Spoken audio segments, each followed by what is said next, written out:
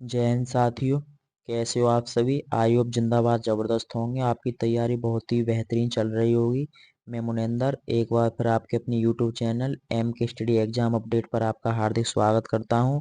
तो दोस्तों, जैसा कि आप सभी के लिए पता है कि यूपीपी के एग्जाम के लिए हमने एक सीरीज चलाई हुई है जिसमें हम 18 डेज का स्टडी प्लान रखने वाले हैं और जिसमें 18 टॉपिक हैं। तो हमने जीएसटी के लिए कल वाले लेक्चर में कंप्लीट कर लिया है। तो आई होप आपके लिए वीडियो अच्छी लगी होगी। तो आज हमारा जो है वो दूसरा टॉपिक है जो कि है हमारा मानवाधिकार। तो आज हम मानवाधिकार के बारे में पढ़ेंगे। तो दोस्तों, ये सीरीज के लिए अवश्य ज्वाइन करें क्योंकि आपके लिए इसमें जो इम्पोर्टेंट टॉपिक्स हैं जो कि यूपीपी कांस्टेबल में इनसे सीधे के सीधे प्रश्न देखने के लिए मिलते हैं। तो इसके लिए अवश्य ज्वाइन करें। और जो यूपीपी में 38 क्वेश्चन आते हैं उसमें से इस सीरीज से आपके लिए 19 से 20 प्रश्न केवल और केवल इन्हीं टॉपिकों से देखने के लिए मिलेंगे। तो इसके लिए शुरू से लेकर एंड तक अवश्य देखें और वीडियो के लिए स्किप ना करें। और चैनल को शेयर करें, सब्सक्राइब करें, बेल आइकन प्रेस करें। तो दोस्तों, चलते हैं। तो आज का हमारा जो टॉपिक है वो मानवाधिकार है। तो आज मानवाधिकार हम पढ़ते हैं जिसे हम इंग्लिश में ह्यूमन राइट्स कहते हैं। और जो राष्ट्रीय मानवाधिकार आयोग है वो कैसी संस्था है? गैर संवैधानिक संस्था है जिसे संवैधिक संस्था कहते हैं और जो कि एक विधिक संस्था होती है। तो इसका जो गठन होता है वो संसदीय विधि द्वारा होता है। और मानवाधिकार जो होता है वो मानव होने के नाते प्राप्त अधिकार होता है जो कि जन्म से हमें क्या होता है? प्राप्त होता है। तो जाति, लिंग, राष्ट्रीयता, धर्म आदि के अधिकार आधार पर बिना भेदभाव के प्राप्त अधिकार क्या कहलाता है? मानवाधिकार कहलाता है। तो नेल्सन मंडेला का कथन है मानवाधिकार के बारे में कि लोगों को उनके मानवाधिकार से वंचित करना उनके मानवता को चुनौती देना है। ये नेल्सन मंडेला के द्वारा यह कथन किया गया है। और यूडीएचआर मानवाधिकार की सार्वभौम घोषणा, international convent on civil and political rights और international convent on economic and social and cultural rights, दोनों का जो संयुक्त रूप है वो यूएन महासभा द्वारा 10 दिसंबर 1948 को अपनाया और यूएन की 183वीं बैठक में इसे अपनाया गया। तो जिसे हम तीसरा मित्र कहते हैं। और 10 दिसंबर के लिए हम कौन सा दिवस मनाते हैं? मानवाधिकार दिवस मनाते हैं, जो कि बहुत ही इंपॉर्टेंट क्वेश्चन बनता है यहाँ से। और प्रत्येक एग्जाम में आता है कि मानवाधिकार दिवस कब मनाया जाता है। और यदि मानवाधिकार का जनक किसे कहते हैं? प्रोफेसर हेनकिन के लिए ये भी बहुत इंपॉर्टेंट क्वेश्चन है, इसे हम हाईलाइट करेंगे। और आगे देखें कि यूडीएचआर जो होता है उसमें कितने अनुच्छेद शामिल हैं? 30 अनुच्छेद शामिल हैं। और यूएन की 183वीं बैठक में घोषणा होती है और तीसरे सत्र में। और घोषणा के पक्ष में 48 देशों ने मतदान किया 58 देशों में से। तो आप देख पा रहे हो कि 58 देशों में से 48 देशों में क्या किया? इस पे मतदान किया था। और इंग्लिश एंड फ्रेंच द्विभाषी दस्तावेज के तौर पर अपनाया। और जो आधिकारिक अनुवाद था वो चीनी, रूसी और स्पेनिश भाषा में हुआ था इसका। और गिनीज बुक ऑफ रिकॉर्ड 2019 में 298 अनुवादों के साथ सर्वाधिक अनुवादित दस्तावेज बना है। और 2023 तक यह 555 भाषाओं में इसका अनुवाद हो चुका है। और यूडीएचआर से संबंधित जो आर्टिकल हैं उनके लिए हम पढ़ेंगे। 30 आर्टिकल है उसमें से सबसे पहला जो आर्टिकल है उसमें दिया गया है कि सभी मनुष्य स्वतंत्र एवं समान पैदा हुए हैं, उनके साथ समान व्यवहार किया जाना चाहिए। और आर्टिकल 2 में भेदभाव से मुक्ति, आर्टिकल 3 में जीवन का अधिकार, आर्टिकल 4 में गुलामी से मुक्ति, आर्टिकल 5 में यातना से मुक्ति, और आर्टिकल 6 में कानून के समक्ष मान्यता, आर्टिकल 7 में विधि के समक्ष समता, और आर्टिकल 8 में न्याय तक पहुंच, आर्टिकल 9 में मनमानी हिरासत से संरक्षण, और आर्टिकल 10 में निष्पक्ष सुनवाई का अधिकार।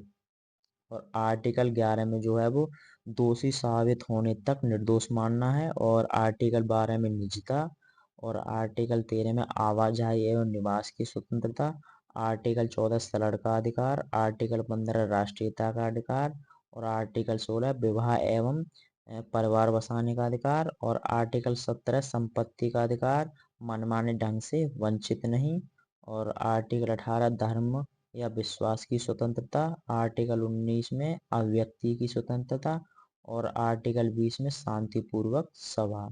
और आर्टिकल 21 की बात करें तो आर्टिकल 21 में सार्वजनिक मामलों में भाग लेने का अधिकार जैसे कि मतदान है। और आर्टिकल 22 की बात करें तो सामाजिक सुरक्षा। आर्टिकल 23 में काम का अधिकार होता है, जैसे समान वेतन और समान काम होना चाहिए, और उचित पारिश्रमिक और ट्रेड यूनियन बनाना जैसे कि। और आर्टिकल 24 में आराम का अधिकार। आर्टिकल 25 में पर्याप्त जीवन स्तर का अधिकार, जैसे कपड़े हैं, भोजन है, आवास है, चिकित्सा आदि। और आर्टिकल 26 में शिक्षा का अधिकार। आर्टिकल 27 में सांस्कृतिक, कलात्मक और वैज्ञानिक जीवन में भाग लेने का अधिकार। और आर्टिकल 28 में स्वतंत्र एवं निष्पक्ष दुनिया का अधिकार। और आर्टिकल 29 की बात करें तो 29 में दिया गया है कि अपने समुदाय के प्रति कर्तव्य। और आर्टिकल 30 में मानवाधिकार अहस्तांतरणीय है और किसी भी व्यक्ति अथवा संस्था को यूडीएचआर में प्राप्त अधिकार को नष्ट करने का अधिकार नहीं है। और तो हम इसमें अब पढ़ेंगे कि राष्ट्रीय मानवाधिकार आयोग क्या होता है। और इसका जो गठन होता है वो 12 अक्टूबर 1993 के लिए होता है। और इसकी जो संरचना होती है, इसमें एक अध्यक्ष होता है, 5 पूर्णकालिक सदस्य होते हैं और 7 पदेन सदस्य होते हैं, जो कि पहले 4 थे। कुल सदस्य जो होते हैं वो 13 होते हैं। और जो पहले जो सदस्य थे कितने थे, 9 सदस्य थे। और 5 पूर्णकालिक सदस्य की बात करें तो इसमें एक महिला सदस्य को बढ़ाया गया है। और पहले ये 4 सदस्य थे ये भी। और यदि बात करें हम अध्यक्ष की, तो अध्यक्ष जो होता है वो पूर्व न्यायाधीश होता है, और जो मुख्य न्यायाधीश भी हो सकता है और अन्य न्यायाधीश भी होता है। और पूर्वकालिक सदस्य होते हैं वो 5 होते हैं। उनमें से सबसे पहला जो होता है वो एससी यानी सुप्रीम कोर्ट का अवकाश प्राप्त या वर्तमान न्यायाधीश होता है। और दूसरा जो होता है हाई कोर्ट का अवकाश प्राप्त या वर्तमान न्यायाधीश होता है। और 2 सदस्य होते हैं जिन्हें मानवाधिकार की विशेष जानकारी होती है, और एक महिला सदस्य होती है। और बात करें पदेन सदस्य की, तो ये पदेन सदस्य 7 सदस्य होते हैं, जिसमें से पहला जो होता है वो सुप्रीम कोर्ट यानी एससी आयोग का अध्यक्ष होता है। दूसरा जो होता है एसटी आयोग का अध्यक्ष। तीसरा अल्पसंख्यक आयोग का अध्यक्ष। और चौथा जो होता है वो राष्ट्रीय महिला आयोग का अध्यक्ष होता है। ओबीसी आयोग का अध्यक्ष होता है। बाल अधिकार संरक्षण आयोग का अध्यक्ष और दिव्यांगजन आयुक्त।